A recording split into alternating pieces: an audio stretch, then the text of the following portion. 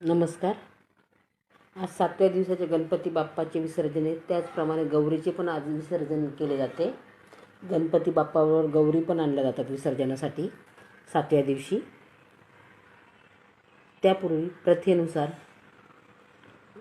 गौरीला विसर्जन करण्याआधी तिची आरती केली जाते. तीच आरती इथे समुद्राच्या किनारी घेण्यात येते. अशा प्रकारे ती आरती घेण्यात येते.